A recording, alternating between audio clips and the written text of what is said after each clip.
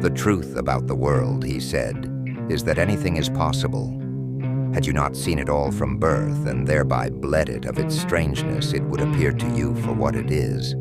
A hat trick in a medicine show, a fevered dream, a trance bepopulate with chimeras having neither analog nor precedent, an itinerant carnival, a migratory tent show, whose ultimate destination after many a pitch in many a muddled field is unspeakable and calamitous beyond reckoning.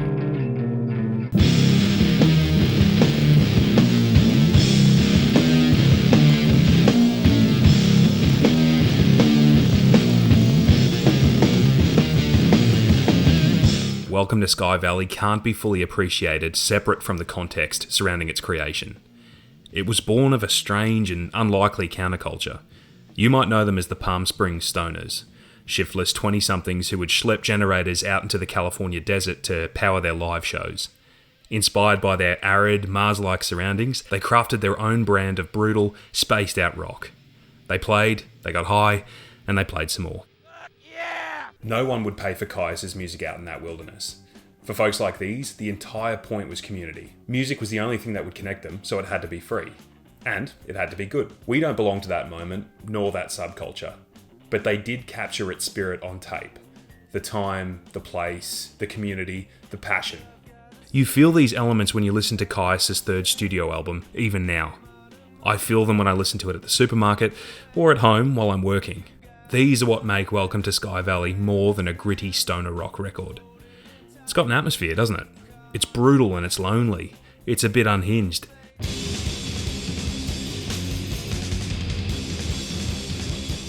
It made its creators mad and resentful. It was lightning in a bottle. You might say that Welcome to Sky Valley could make as deep an impression on someone who has never heard of Kyuss before. Maybe, but I doubt it. The album is hard work, and most folks didn't take to it when it first released.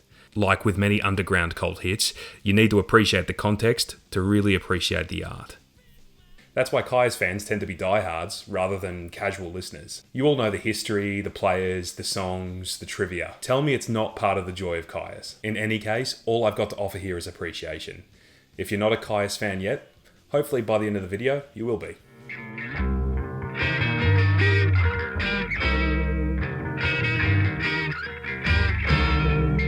Welcome to Sky Valley was recorded in 1993 at Sound City Studios in Van Nuys, California, a place of legends and legendary records. Bassist Nick Oliveri left the band in '92 after the release of its previous record, Blues for the Red Sun, and Scott Reeder took his place. So, it was Reeder on bass, Brant Bjork on drums, Josh Homme on guitar, and John Garcia on vocals. Stoner rock visionary and frequent Josh Homme collaborator Chris Goss produced. Sky Valley's sound is led by Homme's guitar. It holds the majority of space in the mix. These days, closely mic'd drums and compression plugins give rock records their power and drive, but that's not the case here. The drums are presented naturally. You can hear it especially in the kick drum and the toms. They have that bassy punch, but plenty of room bleed through too. They're not the overproduced, in-your-face slams you hear on the average Foo Fighters song.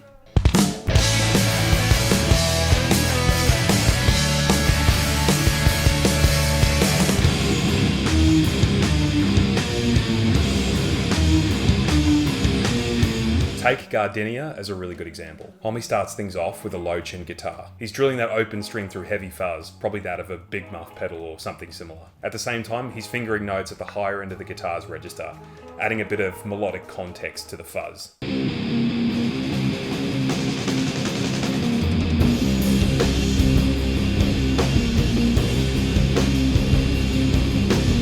When the drums come, Bjork doesn't wrestle attention away from Josh. He kind of sidles in beside him, matching his gusto, and they lock into a single groove. The same is true of Reeder's bass. More power, more depth, and a little more variety. Garcia's vocal track is not at the front of the mix. In fact, it's kind of nestled within the noise. It's quite a raw track. There's no doubling, no reverberation added. It replicates the result you'd get when listening to the band live. You picture them all huddled together, heads banging in unison, with Garcia straining to be heard above it all.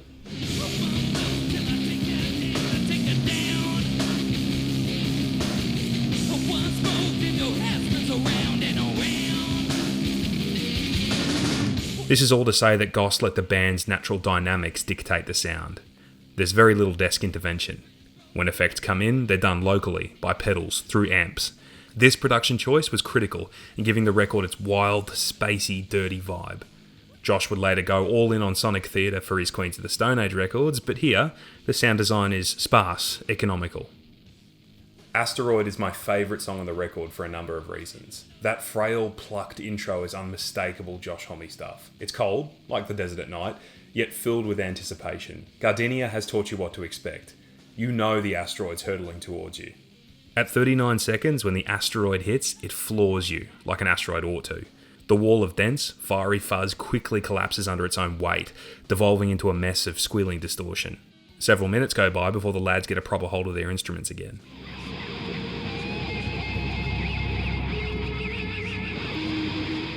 This is another way in which context makes Sky Valley all the better.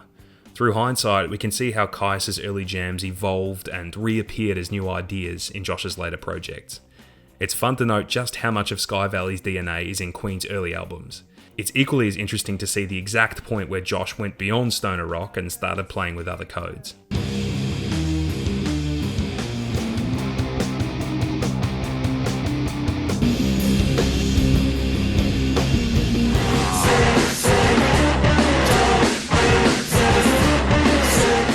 In other words, you can't really imagine No One Knows on a Kyuss album, but Super Scooper and Mighty Scoop fits in real nice alongside Song for the Dead and Hanging Tree. I digress.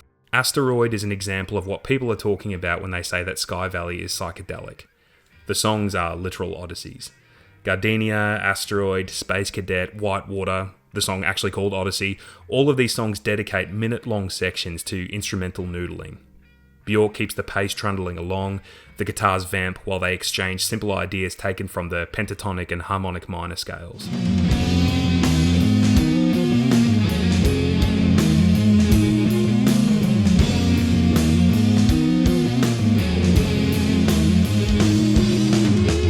Josh will often wick-whack with his wah pedal or shoot off noisy stings that echo on and on. One assumes that there were a fair few spliff breaks throughout. It's not the weird, strange sounds kind of psychedelia. It's more the entrancing kind. With every loop, Sky Valley puts you further under its spell. N.O. is another highlight. It's a thrasher with two swinging grooves that collide awkwardly. That's praise, by the way.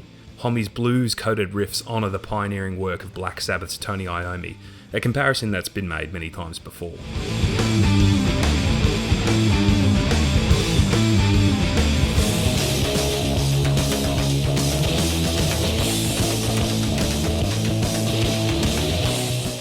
The lyrics add to the sense of disorientation. I wake up tomorrow today, Garcia sings. Just help me find my head, I could be dead. I can't not talk about Demon Cleaner, Kyuss's biggest hit. The lads are all offering their best here. Bjork is incredibly precise with what is a pretty demanding rolling tom groove. Rita adds depth and locomotion with his droning bass lines. Josh's lumbering riffs and caustic tone make for melodies that cling to your brain.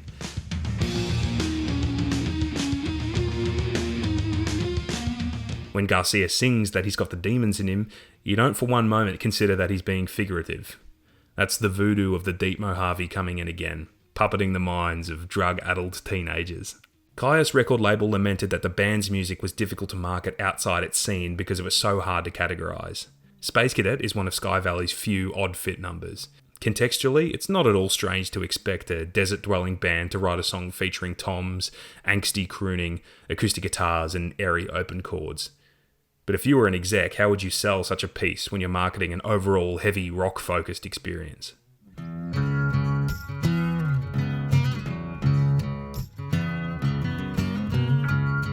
You really can't, it turns out. Sky Valley couldn't be sold to the masses on its unconventionality.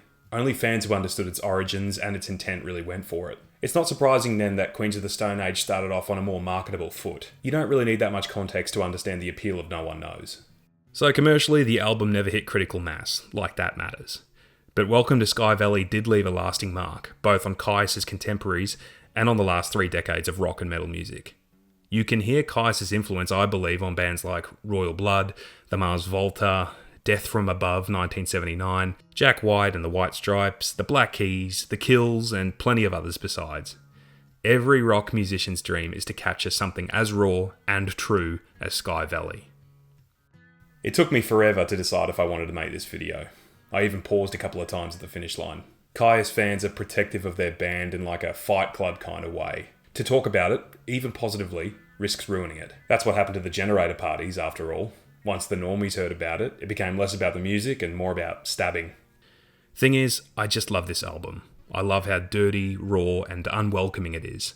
It's an alien transmission, more alien than even its creators intended, echoing out of the desert. And the signal is no weaker after 30 years. If you've never given Kyuss a go, I hope that this video has piqued your interest. If you love Kyuss, tell us all why. Everyone's got a Kyuss story. A masterpiece like this will only benefit from more context.